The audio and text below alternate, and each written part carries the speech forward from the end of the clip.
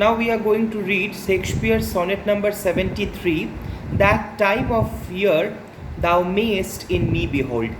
As it is sonnet number 73, so you can clearly understand this again belongs to the Fair Youth series, and this is again dedicated to Mr. W.H. So we are getting into this particular poem. That time of year thou mayst in me behold, when leaves yellow or none or few do hang upon those boughs which shake against the cold, bare ruined choirs, where late the sweet birds sang. Which time of this year is reflected here? The time of autumn.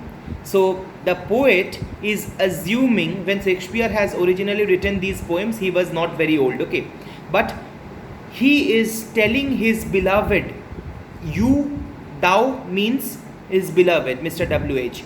So he is addressing his beloved, Mr. W.H. directly, and in a way in this poem he is doing an emotional blackmail. So he is saying that in me you can see the autumn of life. And what is autumn of life? I have repeatedly told you this in the class, that human life, according to literature, is often divided into 4 seasons. While the spring season represents the childhood, when everything is fresh, everything is bright, everything is new.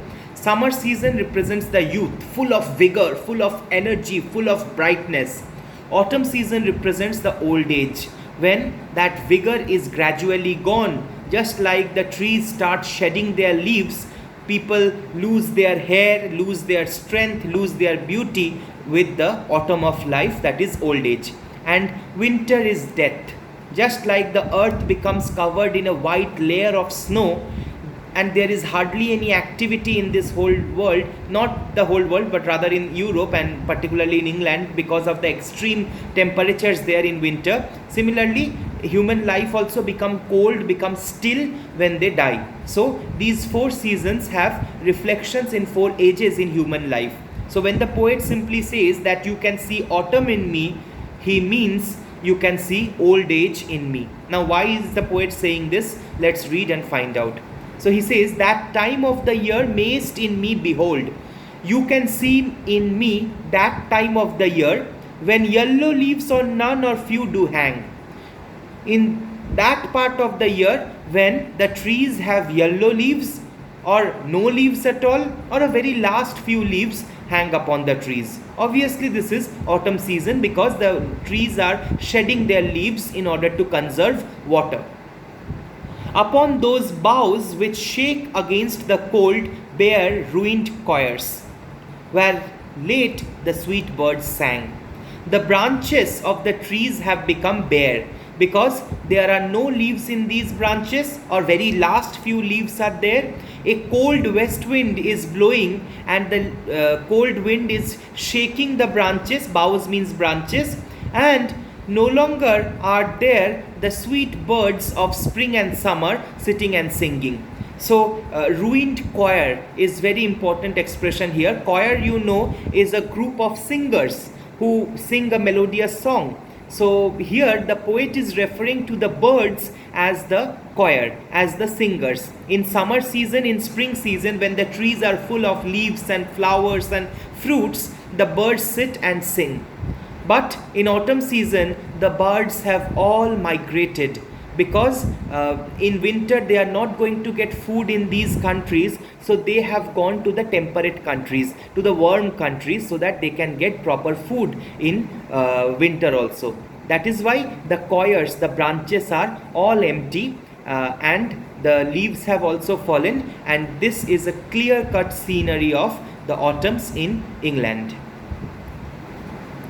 In me thou seest the twilight of such day, as after sunset fadeth in the west, which by and by black night doth take away death's second self, and that seals up all in rest. Now he is using another beautiful metaphor, again which is very common metaphor in literature, that is the time of the day metaphor.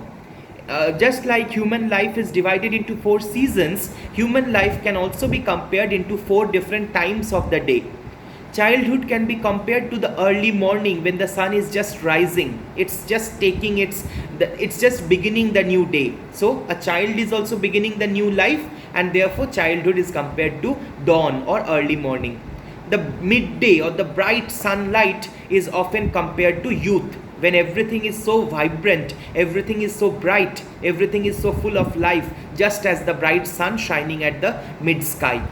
And then evening or after the sunset, we see the twilight, and that is again old age. The light is clearly fading. That brightness of the midday has clearly gone, and it has given way to a dull light, a lower amount of light. And this lower light or the dull light is the dullness of the old age. The old age is also losing its charm. The old age is also losing its vitality, and therefore old age is like twilight, and death is like the night. Death is dark, death is unknown, just like the night. People sleep. Shakespeare has often used the term like sleep's second version. Death is like a sleep second version. Sleep, when you are sleeping, your body is like half dead, it's not active, and when you are dead, your body is in a permanent sleep. So now in the second quatrain, Shakespeare is moving on to the image of a twilight, and he compares himself to be a man in his twilight, clearly in his old age. He says, "In me thou seest the twilight of such day, as after sunset fadeth in the west." So in me you can see the fading of light after the sunset. The sun has set and the light has gradually started fading in my life. "Which by and by black night doth take away." This light is gradually, by and by means gradually. So this light is gradually going to be extinguished as the night is approaching. So this old age is going to end in death. So this light is also going to end in night.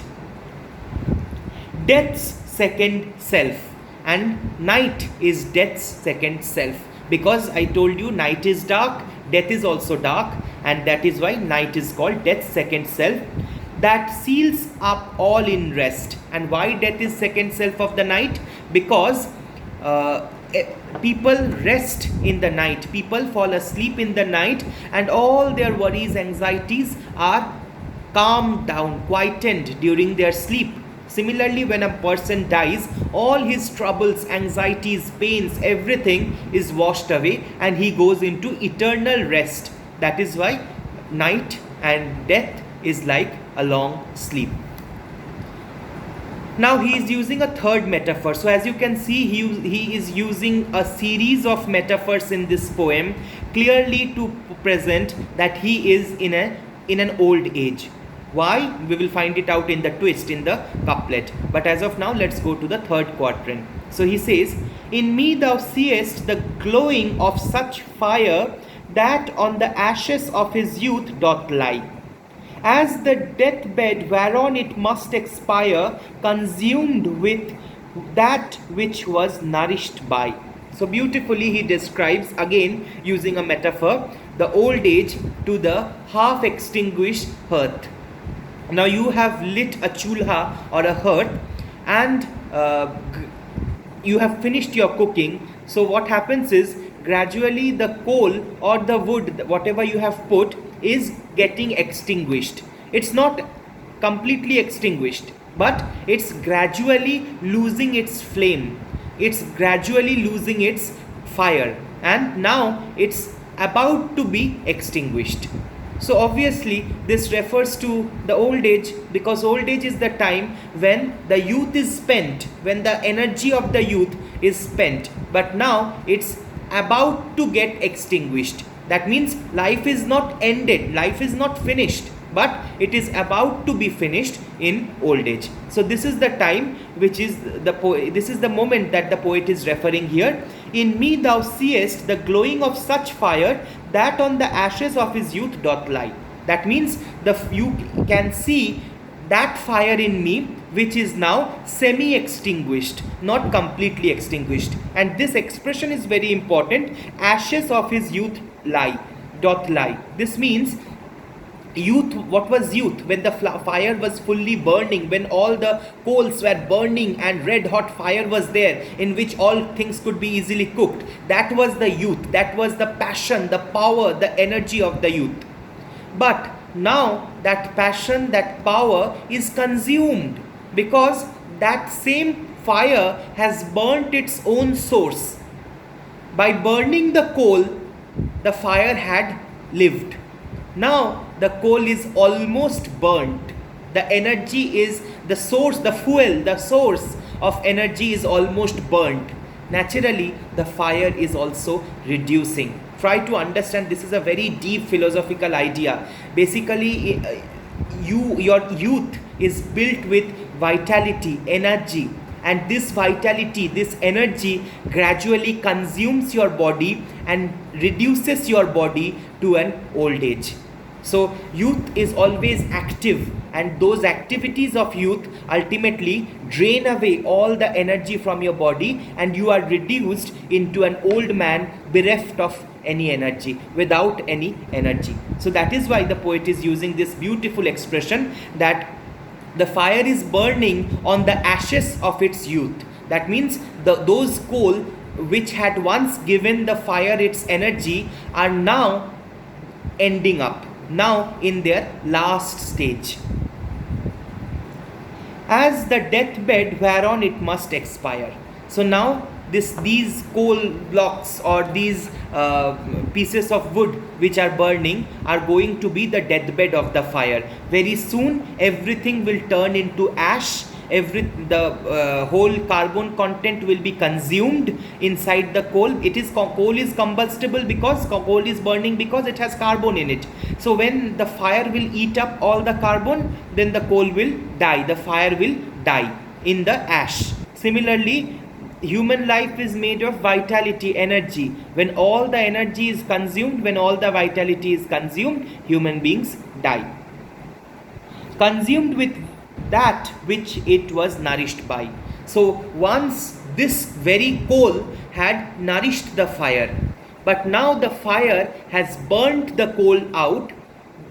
The fire has burnt the very source of its origin. What was the source of its origin? The coal. So the fire has burnt the source of its own origin, and now the fire is about to die.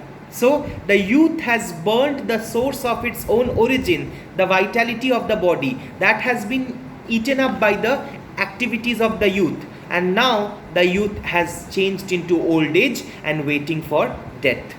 So 3 back-to-back metaphors. The first metaphor was one of the autumn season, old age. The second metaphor is again of the twilight, showing old age. And the third metaphor is semi-burnt fire, which is about to get extinguished, is again showing old age. Now let's see what the poet has to lead us to. This thou perceivest. This you can see. Perceive means to understand. Which makes thy love more strong, to love that well which thou must leave ere long. That is why I am telling you, love me as much as you can, because my love is going to finish. I am going to finish off very soon. I am in the old age. I am not going to live for a long time. So enjoy my love as much as you can within these few limited days, because after that you are not going to get me. I am going to be finished very soon. So this is a very different sonnet, because in the other sonnets he kept on saying, I love you for your beauty, I love you for this and that, I want to keep your beauty intact, I want to make you survive forever and ever, as you have seen in sonnet 65 also. But in this sonnet he says that you should love me because I have a very limited life left. So I told you at the beginning that he is in a way doing an emotional blackmail on his friend, that love me because I have a very limited life. When I will die, you have nobody to love. So love me with maximum of your warmth and passion, because I have a very limited time left. I am already like that autumn season which is coming near the end of the year. The year is about to end. In October, November, the autumn season comes. So the year is about to end. So enjoy the year as much as possible. Very soon it will be December and the year is over. Similarly, I am like the twilight, the day which comes near the end of the day. The day is nearly over. So do your activities of the day as much as possible before the day gets over. I am like the fire that is now about to be extinguished. Till a little bit of flame is left in me. If you want to cook something, cook in me. Otherwise, the fire will be extinguished. Similarly, I am in the autumn of my life, I am in the twilight of my life, I am about to be extinguished. So love me as much as you can, because very soon I will be finished off. I will die and you will have nothing to love. So love when the time is there. That is the message that the poet is trying to give here. Thank you.